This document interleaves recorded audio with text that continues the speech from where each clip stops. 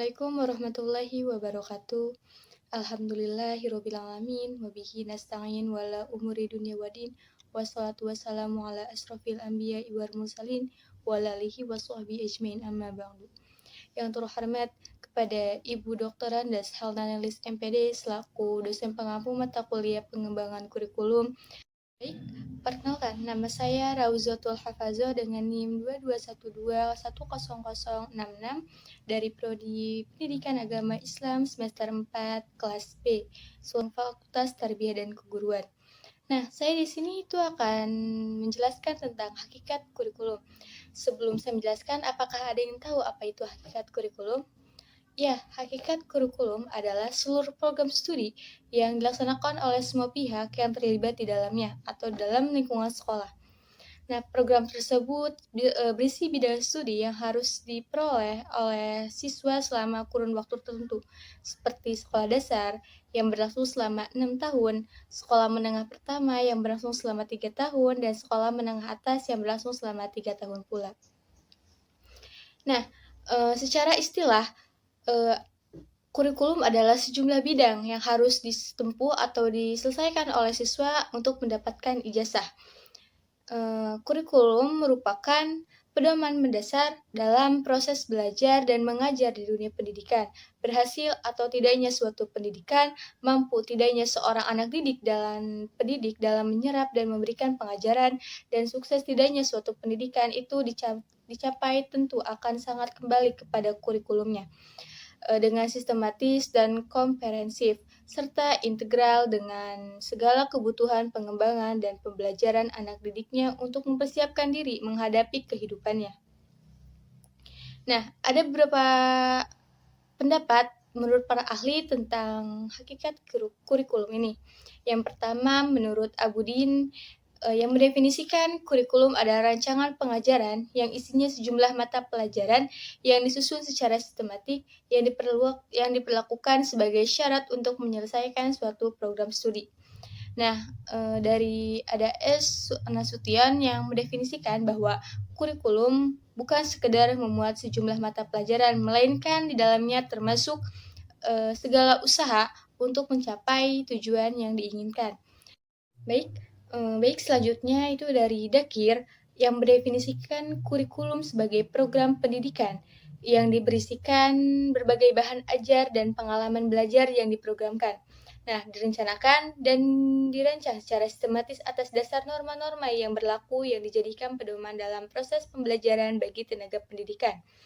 Nah, dan selanjutnya itu dari Saylor dan Alexander yang merumuskan kurikulum sebagai the total effort of the school situation, yang artinya kurikulum merupakan keseluruhan usaha yang dilakukan oleh lembaga pendidikan atau sekolah untuk mencapai tujuan yang telah ditetapkan. Yang dari Smith yang mengartikan bahwa kurikulum sebagai kemampuan hidup bermasyarakat, yang artinya siswa dibina agar memiliki kemampuan menyesuaikan diri menjadi bagian dari masyarakat tersebut. Dan selanjutnya ada dari Bobbitt 1918 yang menjelaskan kurikulum sebagai serangkaian hal yang harus dilakukan dan dialami peserta didik untuk mengembangkan kemampuan mereka dalam melaksanakan berbagai kegiatan sehari-hari dengan baik dan menjalankan perannya sebagai seorang dewasa atau seorang pendidik. Dari Richard yang mendefinisikan kurikulum sebagai program pendidikan yang memuat tujuan pendidikan dari program tersebut, tujuan dan hasilnya. Tujuannya untuk apa dan hasilnya apakah sudah tercapai atau belum. Yang kedua ada prosedur pengajar dan pengalaman belajar yang dibutuhkan untuk mencapai tujuan, cara atau proses, dan caranya bagaimana proses pengajarannya apa sudah terlaksana atau belum. Dan yang terakhir itu ada beberapa cara untuk menilai apakah tujuan pendidikan telah tercapai. Nah, dari beberapa pendapat yang telah saya uraikan di atas, dapat disimpulkan bahwa kurikulum merupakan bagian dari suatu sistem pengelolaan yang menyangkut perencanaan dan pelaksanaan pembelajaran yang dijadikan pedoman atau panduan bagi guru dalam melaksanakan kegiatan pembelajaran. Nah, itulah definisi-definisi dari para ahli tentang hakikat kurikulum. Nah, selanjutnya ada fungsi dan peran kurikulum. Saya di sini akan menjelaskan tentang fungsi kurikulum itu apa. Nah, baik, fungsi yang pertama itu dalam pencapaian tujuan pendidikan. Nah, kurikulum pada suatu sekolah merupakan suatu alat untuk mencapai tujuan-tujuan pendidikan yang diharapkan oleh sekolah dan dianggap cukup tepat dan penting untuk dicapai. Sehingga salah satu langkah yang diperlukan adalah meninjau kembali yang selama ini digunakan oleh sekolah yang bersangkutan. Nah, yang kedua yaitu fungsi kurikulum bagi siswa.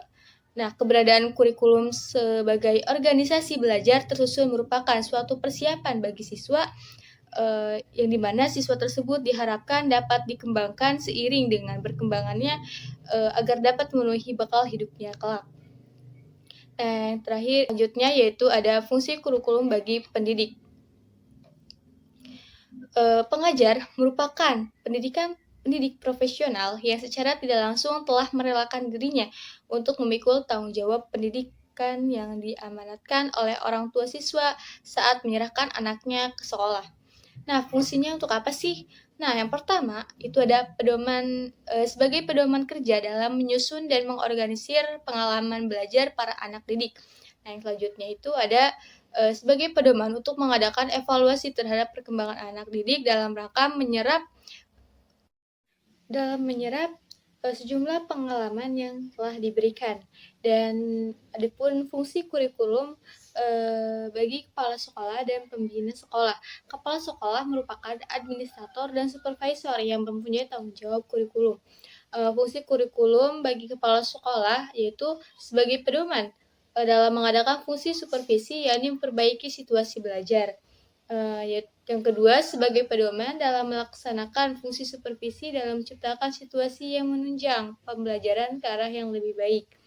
Dan yang terakhir, sebagai pedoman dalam melaksanakan fungsi supervisi dalam memberikan bantuan kepada pengajar atau pendidik agar dapat memperbaiki situasi belajar. Nah, selanjutnya yaitu fungsi kurikulum bagi orang tua siswa.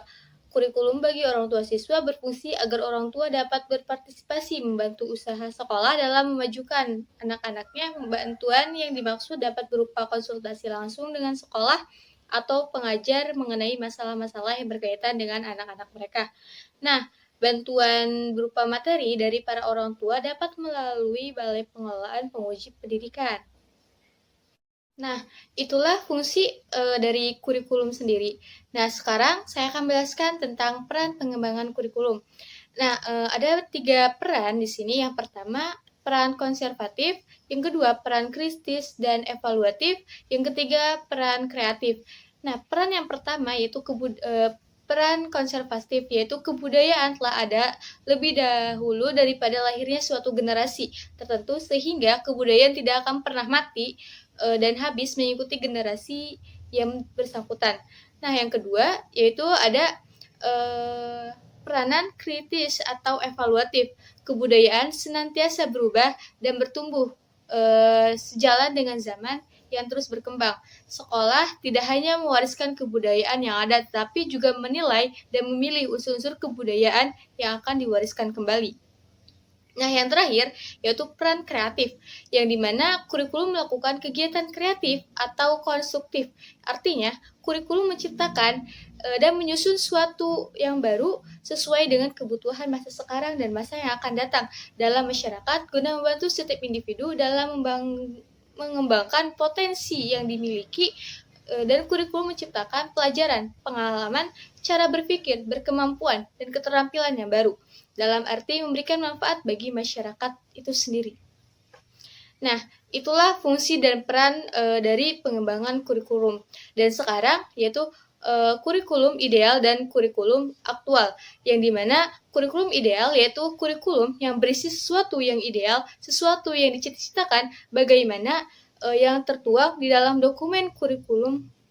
Dan kurikulum ideal adalah kurikulum yang diharapkan dapat berfungsi sebagai acuan atau program guru dalam karena kurikulum ini menjadi pedoman guru, maka kurikulum ini disebut sebagai kurikulum formal atau kurikulum tertulis, written curriculum. Namun, dalam praktiknya, pelaksanaan kurikulum ideal mengalami beberapa hambatan dalam pelaksanaannya. Nah, di mana hambatan-hambatan ini adalah saran dan prasarana, kemampuan guru, serta kebijakan sekolah atau kepala sekolah. Karena itulah, guru hanya bisa melakukan kurikulum sesuai dengan kemampuan yang ada. Nah, itulah yang dimaksud dengan kurikulum ideal. Nah, itulah yang disebut dengan kurikulum aktual. Karena antara kurikulum ideal dan kurikulum aktual sangat berdekatan, maka dapat diperkirakan jarak antara kurikulum ideal dan kurikulum aktual sangkutan. Maka semakin dekat jarak antara kurikulum ideal dan kurikulum aktual, maka dapat diperkirakan baik pula kualitas pendidikannya, dan sebaliknya, jika kurikulum ideal dan kurikulum aktual ini sangat berjauhan, maka makin buruk pula kualitas pendidikan yang ada di sekolah tersebut. Nah, itulah yang dimaksud dengan kurikulum ideal dan kurikulum aktual. Contoh dari kurikulum ideal adalah kurikulum sebagai suatu dokumen seperti kurikulum SMU 1989 atau kurikulum SD 1975 yang berlaku pada tahun ini.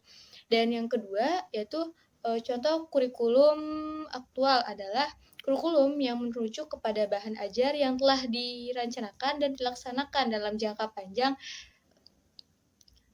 sedang pengajaran merujuk kepada pelaksanaan kurikulum secara bertahap. Selanjutnya saya akan menjelaskan tentang hidden curriculum. Yang dimana dimaksud dengan hidden curriculum ini adalah kurikulum tersembunyi atau kurikulum yang tidak dijabarkan secara langsung, terencana, dan tertulis.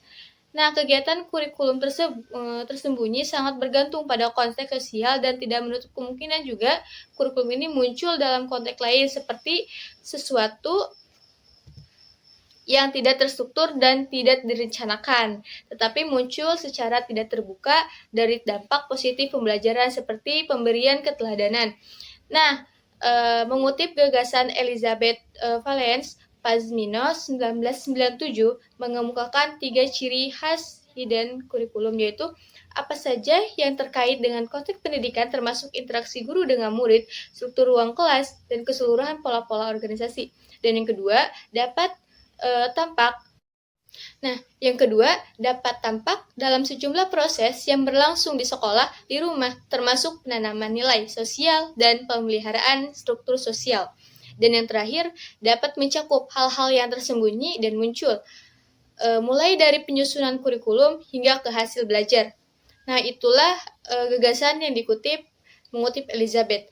Nah, Pazminos 1992 mengemukakan, dalam merancang kurikulum, kita tidak hanya memikirkan apa yang mestinya tertulis di kertas, tetapi juga apa yang akan terjadi dalam proses pembelajaran atau interaksi guru dengan murid. Harus ada antisipasi ke depan mengenai apa yang akan terjadi, kemungkinan bahwa mereka yang belajar lebih banyak mendapat masukan pengetahuan, sikap, dan nilai, bahkan keterampilan dari hal yang dilakukan pengajar di depan atau bersama peserta didik, yang semuanya didapat pedoman belajar atau silabus. Bahasan terakhir yaitu tentang kurikulum pendidikan agama Islam. Nah, kurikulum pendidikan agama Islam adalah bahan-bahan pendidikan Islam berupa kegiatan, pengetahuan, dan pengalaman yang dengan sengaja dan sistematis diberikan kepada anak didik dalam rangka mencapai tujuan pendidikan Islam. Atau dengan kata lain, kurikulum pendidikan Islam adalah semua aktivitas, pengetahuan, dan pengalaman yang dengan sengaja dan secara sistematis diberikan oleh pendidik kepada anak-anak didiknya dalam rangka tujuan pendidikan Islam. Berdasarkan keterangan di atas, maka kurikulum pendidikan Islam itu merupakan satu komponen pendidikan agama berupa alat untuk mencapai tujuan tertentu. Kurikulum pendidikan Islam itu bertujuan menanamkan kepercayaan dalam pemikiran dan hati generasi muda, pemulihan akhlak, dan membangun jiwa rohani. Ia juga bertujuan untuk menanamkan pengetahuan secara kontinu dan gabungan pengetahuan dan kerja, dan juga gabungan antara kepercayaan dan akhlak, serta penerapan amalan teori dalam hidup.